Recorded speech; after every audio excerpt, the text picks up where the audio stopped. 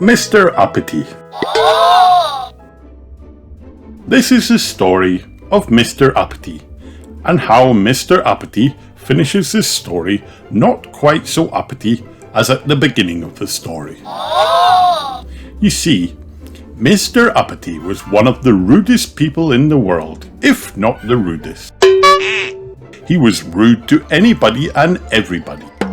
So of course, in Big Town, which was where he lived, he had no friends at all. Not one. Miserable old Uppity, they used to call him, and he certainly looked it. Now, as well as being rude, Mr Uppity was also rich. Very rich. One of the richest people in the world, if not the richest. He had the largest, longest limousine in Big Town. He had the largest, longest garden in Big Town. He had, on top of the hill in the middle of Big Town, the most enormous house. The biggest house in Big Town. And there he lived, all alone.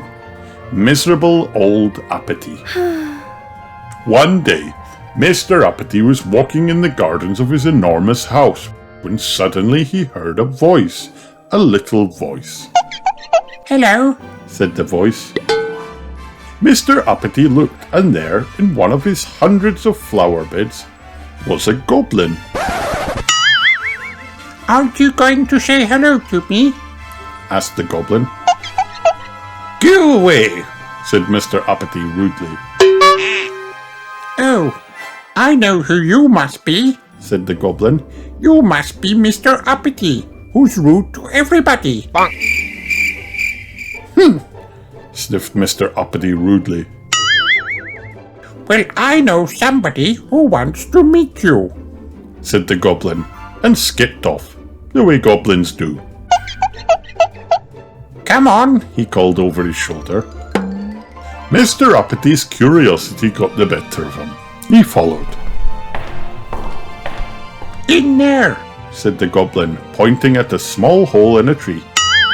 "Don't be silly," snorted Mr Uppity. "I'm not being silly," said the goblin. "Yes, you are," snapped Mr Uppity. "I can't possibly get in there." "Aha!" smiled the goblin, and then he said a magic word known only to goblins, which sounded like wobbly gobbly gook, or something like that. Suddenly Mr Uppity started shrinking. He shrank and he shrank until he was exactly the same size as the goblin. "Turn me back to my proper size at once," spluttered Mr Uppity in a rage. "Shan't," grinned the goblin. And so saying, the goblin climbed through the hole into the tree. Poor Mr Uppity didn't know what to do, so he followed him. Inside the tree there was a staircase going down and down. Do you know where it led to? It led directly to the kingdom of goblins. That's where. "I demand to be taken immediately to whoever is in charge," said Mr Uppity angrily. "Oh, you shall, grinned the goblin. And he led Mr Uppity through the streets of the kingdom of the goblins until they came to a palace. "Halt! Who goes there?" cried the goblin sentry at the gate. "I have brought Mr Uppity," said the goblin. "Oh!" said the sentry and smiled. The goblin and Mr Uppity passed through the gates and into a courtyard and through some more gates and along a long corridor and through some large gold doors and into a huge room.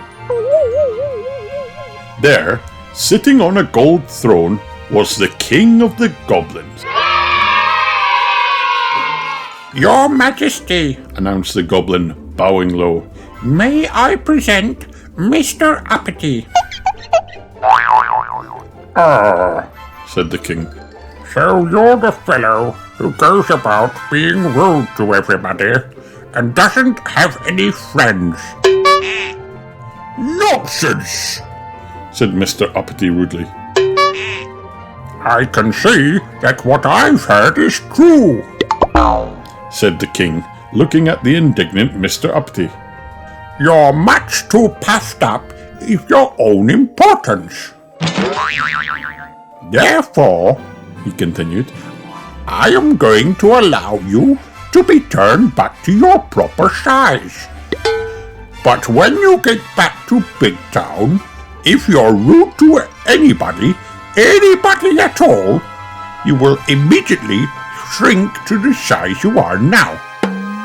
Do you understand? The goblin then took Mr. Uppity back through the kingdom of the goblins and up the staircase and out of the tree at the bottom of Mr. Uppity's gardens.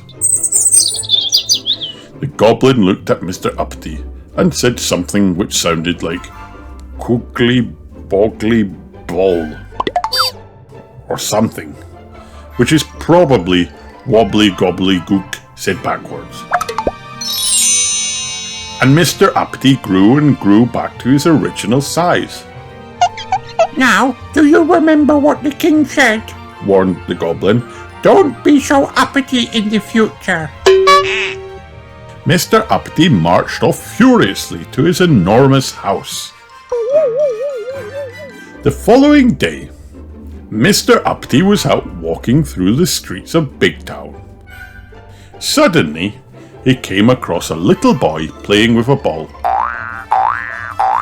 Get out of my way, snapped Mr. Uppity rudely.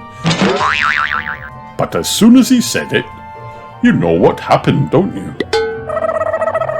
Yes, Mr. Uppity shrank and shrank until he was no bigger than the ball the boy was playing with. Oh dear, he gasped, and then he thought, I'm sorry, he said to the boy. What I meant to say was, please could I get past? Immediately, Mr. Uppity grew to his original size, and the boy moved, and Mr. Uppity went on his way. Then he met an old lady carrying a large shopping basket. She was late for market. Excuse me, she said to Mr. Uppity. Could you tell me the time, please? No, said Mr. Uppity rudely. But as soon as he'd said it, you know what happened, don't you? Yes, Mr. Uppity shrank and shrank until he could easily have fitted into the old lady's basket. Oh dear, he gasped, and then he thought, I'm sorry, he said to the old lady. What I meant to say was, it's 11:20. Immediately, Mr. Uppity grew to his original size, and the old lady thanked him, and Mr. Uppity went on his way. Then he went and bought a newspaper from a man standing on the corner of the street in Big Town. He was just about to walk away when suddenly he stopped and thought. He turned back to the man and said, Thank you. Thank you were two words Mr. Uppity had never used before. The man smiled. The smile was something Mr. Uppity wasn't used to getting. Then Mr. Uppity was stopped by a man who asked him if he could tell him the way to the bank. Mr. Uppity was just about to say no when he thought, Yes, he said, and told the man. Thank you, said the man. Thank you were words Mr. Uppity not only had never used before, but were words he had never had said to him before. Mr. Uppity smiled. He felt happy. Happy was a feeling Mr. Uppity wasn't used to feeling. He liked it. And do you know, from that day forward to this day backward, Mr. Uppity is a changed person. He's still the richest person in Big Town, perhaps the richest person in the world, but now he has lots of friends. And he smiles a lot. Wow! And he never gets that shrinking feeling. And do you know which words Mr. Uppity uses most of all these days? Please and thank you.